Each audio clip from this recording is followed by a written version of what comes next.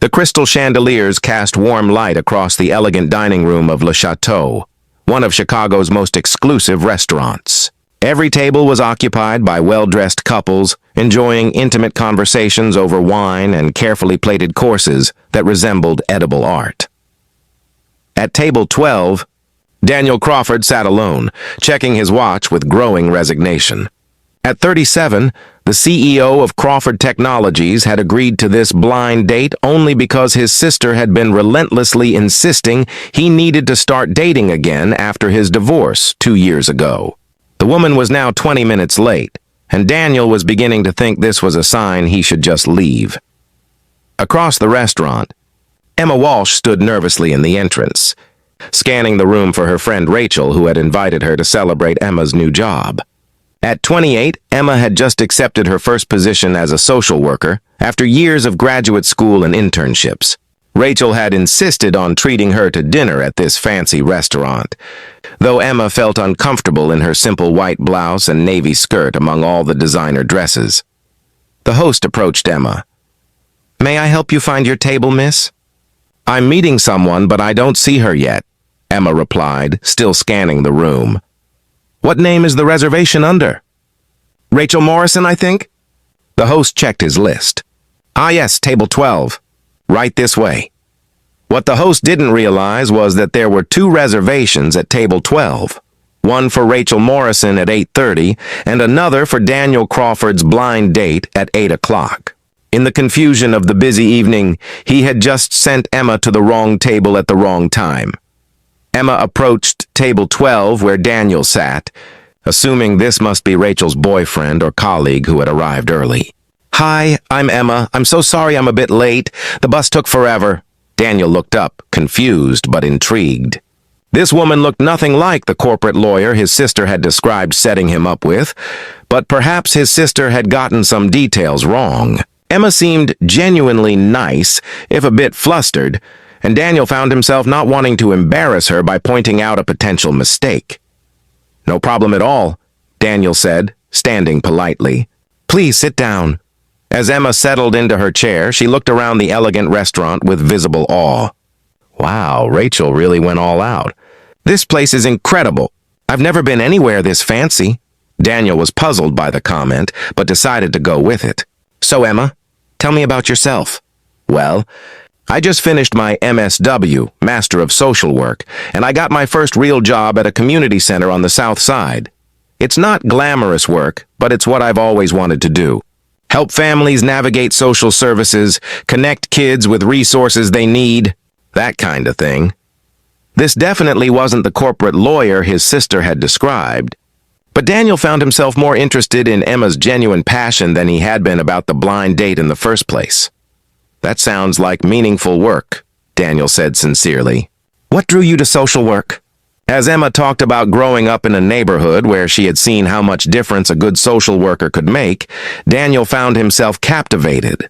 There was no pretense, no attempt to impress him with connections or credentials, just honest enthusiasm about helping people.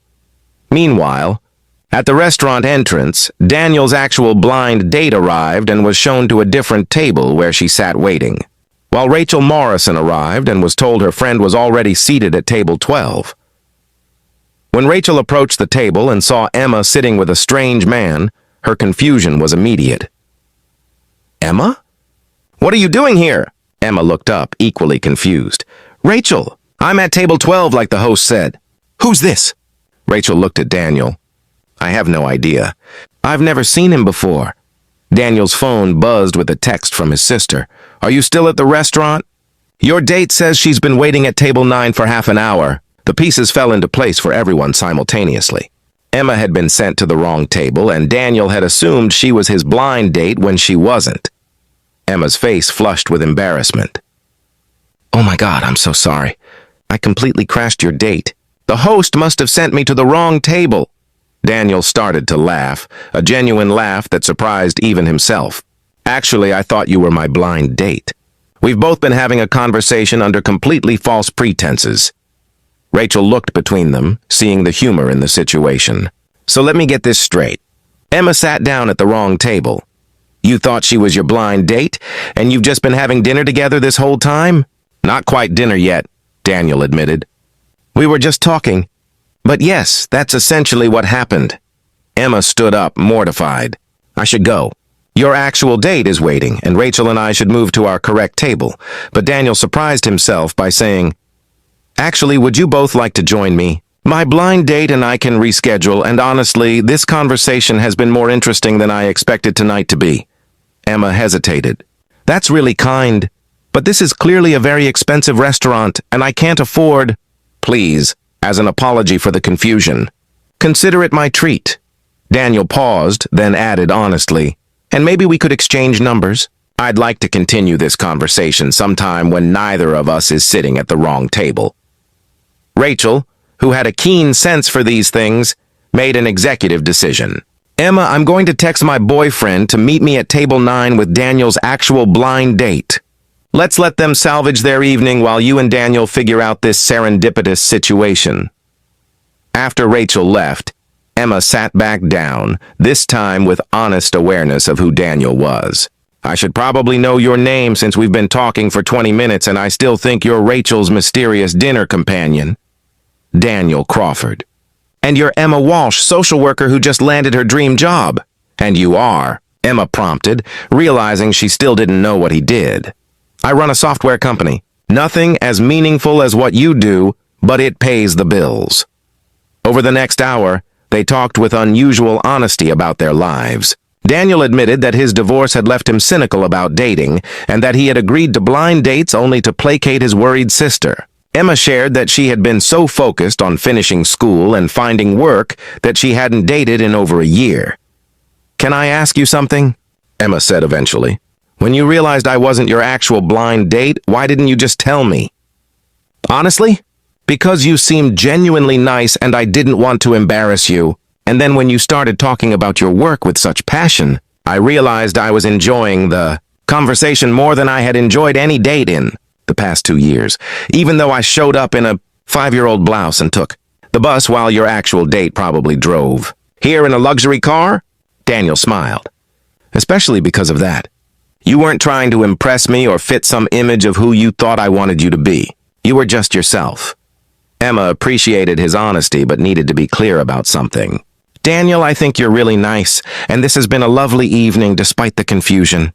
But I need you to understand that my life is never going to be about expensive restaurants and luxury cars. I'm going to be working with families in crisis, bringing casework home, and living in a modest apartment because social work doesn't pay what technology does. What if I told you that sounds refreshing rather than disappointing? Daniel replied. My ex-wife was focused on status and appearances. It was exhausting. You seem focused on meaning and purpose. That's actually what I find attractive. They agreed to see each other again, this time intentionally rather than by seeding error. Their relationship developed slowly, with Emma maintaining clear boundaries about not letting Daniel's wealth change who she was or compromise her values. Daniel appreciated having someone in his life who challenged him to think about purpose beyond profit, and who genuinely didn't care about his money. 6 months later, Emma and Daniel still laughed about their wrong table meeting. Emma was thriving in her social work position, and Daniel had started a foundation that funded social services programs, inspired by Emma's passion for the work.